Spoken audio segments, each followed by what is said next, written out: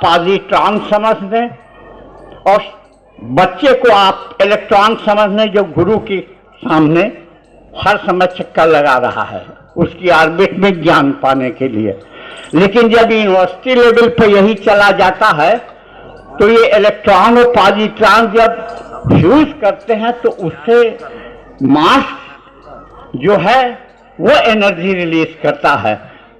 University school में जब ज्ञानी छात्र ज्ञानी शिक्षक में टकराव होता है तो इतनी एनर्जी रिलीज आती है कि कई थानों की पुलिस भी बुलानी पड़ जाती है। डॉक्टर बलबीर सिंह इसके उदाहरण हैं।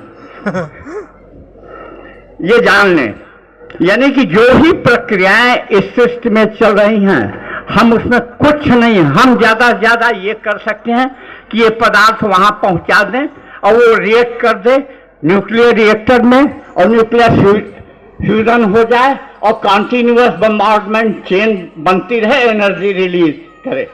लेकिन ये पॉसिबल अभी मानव के द्वारा किसी लेवल पर नहीं, तो हमारी लिमिटेशंस यहाँ हैं, ये हम समझ लें। इसी तरह से हमारी लिमिटेशन बच्चों के लिए भी है और हर गार्जियन के लिए भी है। बच्चों में हम जो मस्तिष्क जो जेनेटिक ऑर्डर में हमें माता पिता से प्रदत्त है उसकी कुल मेमोरी की क्षमता रिजर्व करने की ये 2.5 पेटाबाइट्स है। अब आप समझ लें 25 लाख जीबी गीगाबाइट्स हम टोटल एनर्जी की क्षमता जो विधाता ने हमको दिया है ये 25 लाख गीगाबाइट। बाइट का मतलब आप समझें कौर। एक कौर एक छोटा बच्चा खाता है छोटा, एक बड़ा पहलवान खाएगा बड़ा, एक शिशु किसी मनुष्य का खाएगा तो उसको बाइट कहते हैं। एक कौर हाथी का बच्चा खाएगा तो वो बिग बाइट होगी। वो इसको कंप्यूटर ने उसको अपने भाषा में तो बाइट 10 से 24 मेगाबाइट, 1 गीगाबाइट, 10 से 24 गीगाबाइट, 1 टेगाबाइट, इसी तरह 10 से 24 टेगाबाइट को कन्वर्ट करते हैं तो 1 पेटाबाइट। तो 1 पेटाबाइट कुल हमारी एनर्जी जो हम मेमोरी रिस्टोर कर सकते हैं अपने मस्तिष्क में, जो विधाता ने पूरी क्षमता मानव जात को वो 2.5 यानी कि 25 लाख गीगाबाइट। अब आप इसको आश्चर्य करें कि पूरा जीवन काल जन्म लेने से और मरने तक एक मानव हम आप कुल 512 एमबी मेमोरी में ही जन्म लेते हैं और मर जाते हैं। हमारी क्षमता 25 लाख जीबी की है और हम केवल 512 एमबी में जन्म लेते हैं, प्रेम करते हैं, लड़ाई करते हैं, बुराई करते हैं और अंत में जमींदोज हो जाते हैं। ये जान लीजिए, जबकि क्षमता हमारी 25 लाख गीगाबाइट्स की। यह विधाता ने क्यों दिया? ये हमारे जेनेटिकल जो जैसा कि हमारी आदरणीय और बहुत ज्ञानी सिस्टर मेंडिक्टा ने बताया कि हम अलग अलग, हमारे बच्चे अलग अलग, कोई वैज्ञानिक बनता है, कोई किसी क्षेत्र में जाता है, कोई युद्ध के क्षेत्र में जाता है, कोई चिकित्सा जगत में जाता है, कोई पुलिस में जाता है। तो ये जो 2.5 पेटाबाइट की यही डाइवर्ट करती है क्रोमोसोमल। ये हमारे शिक्षकों को जानना चाहिए कि क्यों बच्चा किसी एक पर्टिकुलर सब्जेक्ट में रुचि ले रहा है, दूसरे में नहीं ले रहा है। कारण है कि ये डिफरेंस हम कभी नहीं पाट सकेंगे। ये हमारी सीमाओं के अंतर्गत हम केवल एक बच्चे को एक अच्छे स्कूल में डाल सकते हैं और अच्छा शिक्षक प्रदान कर सकते हैं जो उसकी क्षमता बुद्ध में विधाता ने या प्रकृति में भरी है, वो उसको यूटिलाइज करके डायरेक्शन। हमारी लिमिटेशन यहीं तक है। तो इसलिए गार्जियन से अपेक्षा होती है कि वो इंस्टीट्यूशन जहां पर की एक इंटेलिजेंट एटमॉस्फेयर हो। अब आप आवे कुल ये तो अब सोलर मास को आप देखें, सबसे अच्छा इतने सेप्टिलियन एनर्जी में हमारा पूरा जीवन, धरती का जीवन चक्र चल रहा है। जैसे ही शिशु स्कूल में आता है, टीचर्स तो अब हमारे ब्रेन में fore brain, mid brain, hind brain, सब विधाता ने एक नियमित ढंग से, इसको आप सोचें, फोर ब्रेन में कौन से ऑर्गन्स प्रमुख हैं? आंख, ऑप्टिक नर्व का न्यूक्लियस आकर के ऑप्टिक काइज्मा पर फोर ब्रेन में, यानी कि पहला जब एनर्जाइज जब होते हैं तो दृश्य पटल पर, तो बच्चा टीचर जैसे ही क्लास में गई, ये टीचर्स को भी याद रखने की बात है, तो बच्चा पहले देखता है कि क्या पहने हैं, वो पहले, क्योंकि विजुअल एक्टिविटी उसकी इतनी एक्टिव है कि शिक्षक का, शिक्षिका आई या शिक्षक आए, क्या पहने हैं, पहनावा और क्या लुक है, पर्सनालिटी, उस पर पहले, और दृश्य तुरंत बदल जाता है। और बच्चा छोटा भी है चाहे भले ही, लेकिन उसकी रिएक्टिव कैपेसिटी इतनी तेज है कि अपनी टोटली बोली में रिएक्ट करता है, और रिएक्ट कहाँ करेगा? उसके बगल का जो उसका दोस्त है तुरंत रिएक्ट करता है, ये हाइंड ब्रेन करता है।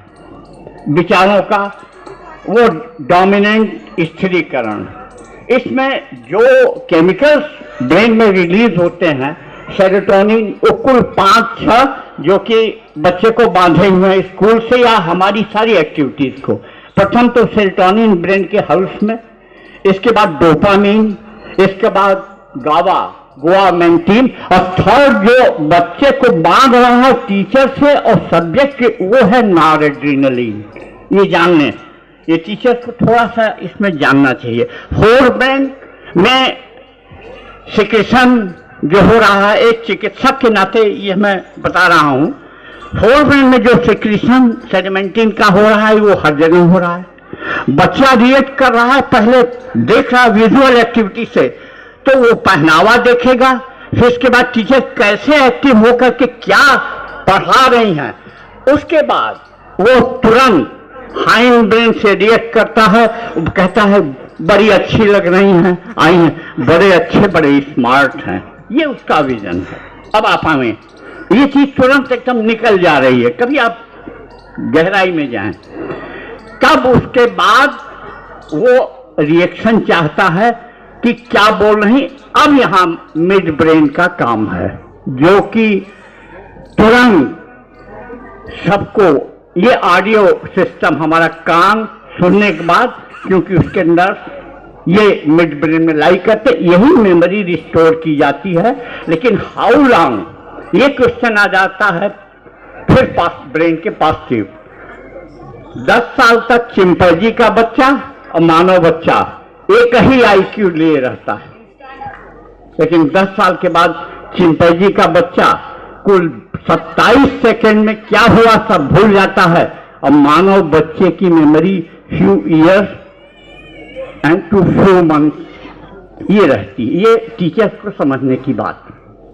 मध्य ब्रेन में जो टीचर्स पढ़ाती हैं, उनकी एक्टिविटी या टीचर्स पढ़ाते हैं, जब हम नॉरएड्रेनालिन सिक्रीशन बच्चे में बहुत ज्यादा होता है, तब बच्चा डिटरमिन करता है कि ये मुझे पढ़ना है, ये टीचर मुझे बहुत अच्छी लगती है, वो क्यूरियस हो जाता है।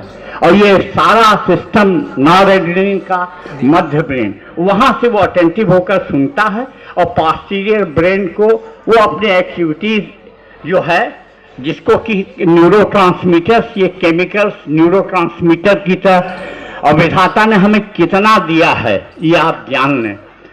हमारी नसों का जाल 97,000 किलोमीटर, हम अपने एक मनुष्य के शरीर की नसें फैलाते जाएं तो चंद्रमा की दूरी अगर 2.5 लाख, तो 97,000 किलोमीटर की नसों का जाल हमें ज्ञानी बनाने के लिए विधाता ने इतनी बड़ी सल्तनत प्रदान किया है। लेकिन मेमोरी रिस्टोर करने की इतनी बड़ी क्षमता के बाद हम लोगों का, यहाँ तीसरी पीढ़ी के कुल हम लोग 512 तक हम हैं, डॉक्टर DC राय साहब हैं, चाहे जो भी जिस क्षेत्र से चेयर पर कभी कभी चाहे सरकारी संस्थान में रहे चाहे गैर सरकारी संस्थान में, लेकिन 60 साल पर आया तो लोग सरकार ने या जो भी मालिक जहाँ पर काम कि भाई अब आप 60 साल के हुए, आपको रिटायर होना है, तो भाई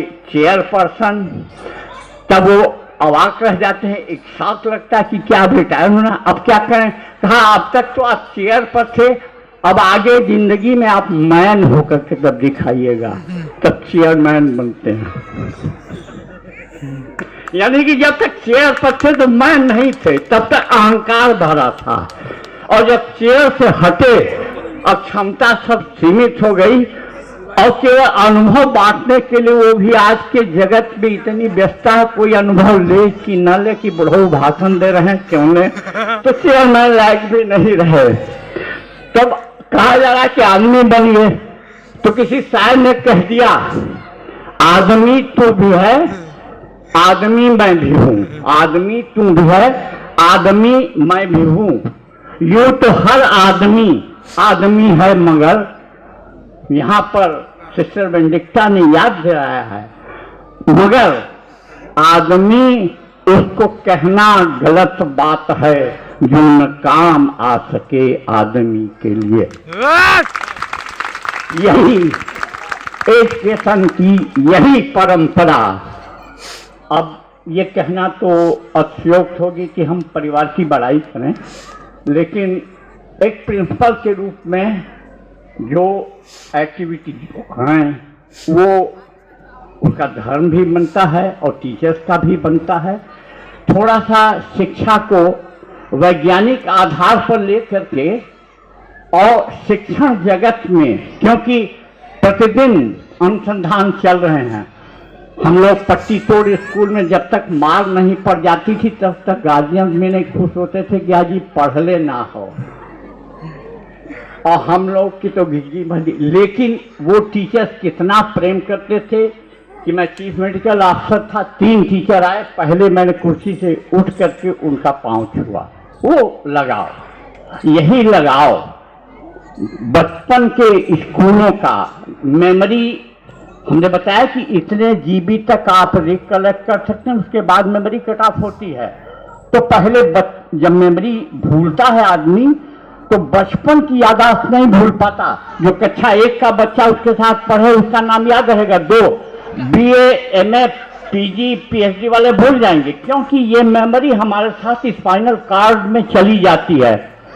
वो एक रिफ्लेक्स की तरह से कंटिन्यूअस। ये मेमोरी आज तक हम चाहे तीसरी पीढ़ी को जो टीचर धरती छोड़ गए हैं उनके भी यादगार, और टीचर की यही ड्यूटी है कि बच्चा ताउम्र ता जिंदगी के किसी मोड़ पर उस अपने शिक्षक या शिक्षिका के सामने पड़े तो उसी तरह आदर भाव से उसे प्रणाम दे।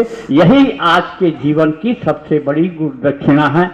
इन शब्दों के साथ इतनी काबिल जिंदगी खपा दिया, एक स्टेट से दूसरे स्टेट में, यहाँ तो जिले छोड़ने में लोगों को दिक्कत होती कि कैसे जाएं। हम तारीफ करने से नहीं चूकेंगे।